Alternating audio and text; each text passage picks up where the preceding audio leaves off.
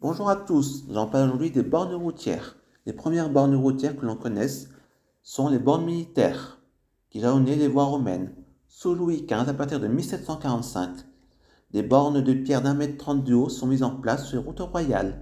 Elles sont ornées d'une fleur de lys en bas-relief, dans un cartouche ovale, au-dessus duquel figure un nombre se référant à une distance. C'est la distance en milliers de toises, depuis le point zéro situé sur Paris Notre-Dame de Paris. Ces bornes sont implantées tous les 1000 toises, soit un intervalle d'une demi-lieue, lieu de Paris, environ 1949 mètres. C'est pourquoi elles sont appelées à l'époque, ou encore aujourd'hui, bornes militaires. La plupart des bornes sont des monolithes réalisés avec la pierre locale, calcaire, grès ou granit. Généralement, elles sont de forme cylindrique ou bien tronconique et reposent sur une base carrée pour l'ancrage au sol. Le champ supérieur de la base est parfois relevé d'une moulure simple ou en astragale. Les bandes sont toujours disposées sur le côté gauche de la route, lorsque l'on tourne le dos à Paris, afin de tenir compte de la position du postillon qui chevauchait le cheval, situé à gauche de l'attelage. Les fleurs de lys ont fréquemment été martelées à la Révolution, quelquefois remplacées par des symboles républicains, comme le bonnet phrygien. Sur la route vers Esternay-Marne, par exemple, 22 bornes existent encore aujourd'hui.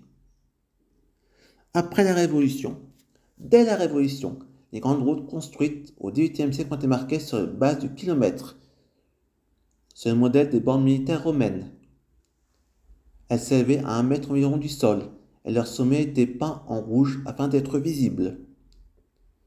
Ce bornage de kilomètre en kilomètre a été complété par des bornes hectométriques, dans les intervalles entre deux bornes kilométriques. Ces bornes intermédiaires étaient généralement constituées d'une pierre rectangulaire, simplement numérotée, scellée sur le bord de la route. Une borne numérotée 5 était donc située à 500 mètres de deux bornes kilométriques. 9 bornes hectométriques numérotées de 1 à 9 se succédaient ainsi entre deux bornes kilométriques. De nos jours, ce système n'est en général plus maintenu, excepté sur certaines routes des Alpes de Haute-Provence, et plus rarement encore sur certaines routes départementales très peu fréquentées. Dans les villes, les rues et les trottoirs trop étroits ne permettaient pas toujours de placer une borne. On se contentait alors de peindre la borne sur le mur. Sur une route départementale, on trouve le même type de bornage peint sur certains passages étroits de montagne.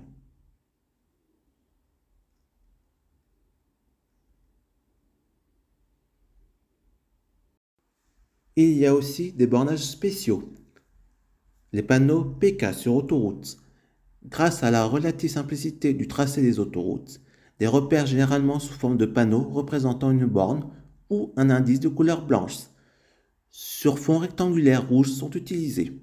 Les exploitants les appellent PK, point kilométrique, et précisent que l'intervalle est d'1 km environ.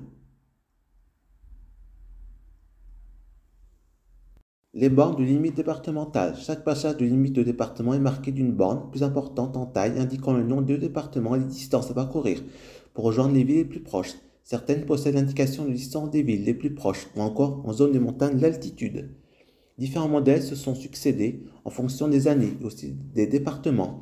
Pour les réseaux intradépartementaux, les bornes courantes ont gardé la forme d'une borne en pierre mais sont fabriquées en plastique rigide.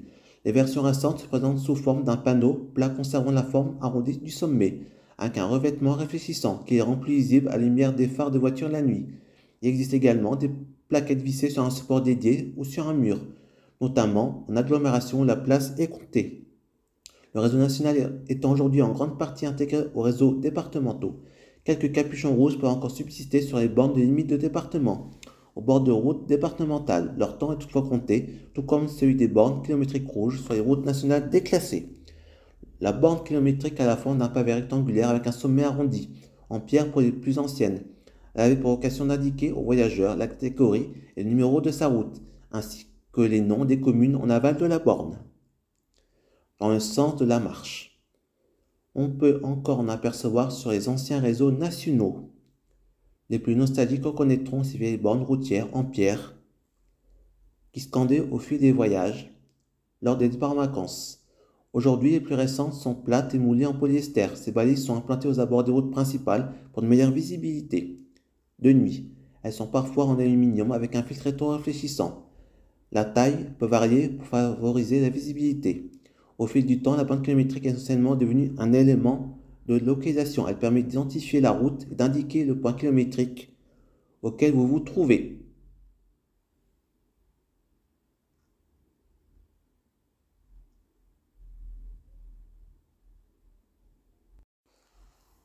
La plaquette de repérage hectométrique E52C a la même vocation que la borne, à la différence que sous l'identification de l'axe routier est mentionnée une indication de repérage. Plus précis, en hectomètre, mesure de longueur balance en mètres. Elle a une forme carrée et est généralement attachée au poteau de direction. Plaquette E52C2.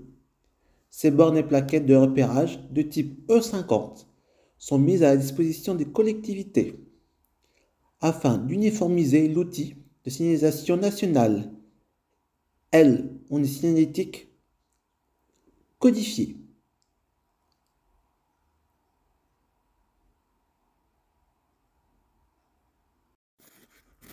Comment lire une borne kilométrique? L'arrêté du 24 novembre 1967, qui définit la signalisation des routes et autoroutes, mentionne qu'une borne kilométrique doit comprendre au minimum une cartouche d'identification qui renseigne sur le type de voie sur laquelle l'usager roule, un repère kilométrique qui permet au conducteur de se repérer sur son trajet.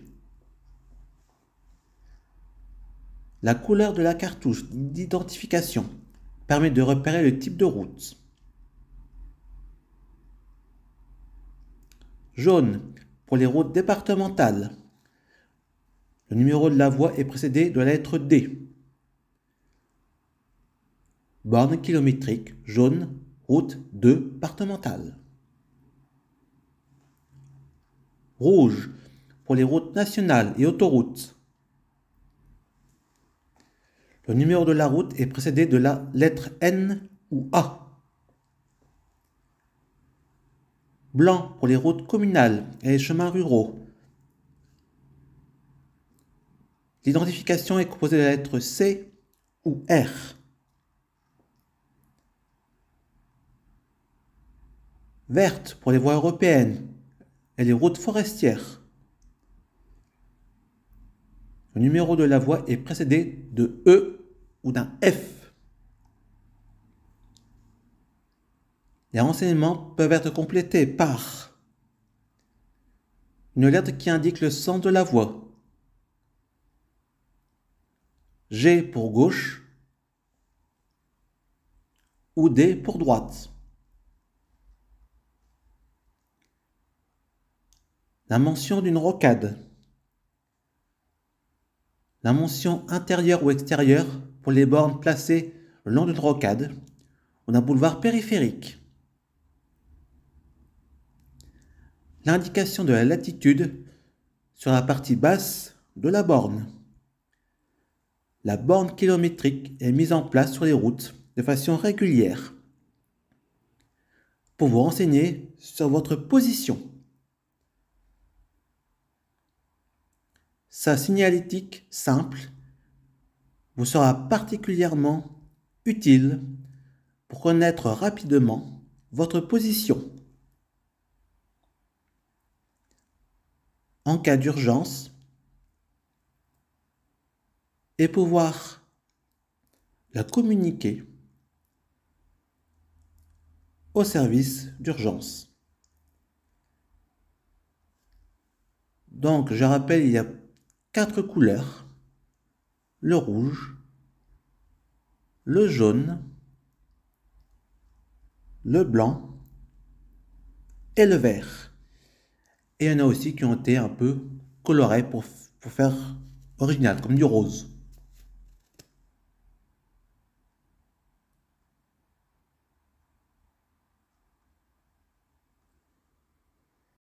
Il y a aussi des produits dérivés. les bornes routières ont inspiré divers produits et objets dérivés. Jeu de cartes des 1000 bornes, 1954. Les boîtes en carton en forme de bande kilométrique National 7, décorées en rouge et blanc dans lesquelles sont souvent livrés des nougats de Montélimar, ou les mini-bornes départementales commercialisées particulièrement appréciées pour les randonneurs et cyclistes, comme souvenir des étapes de leur circuit.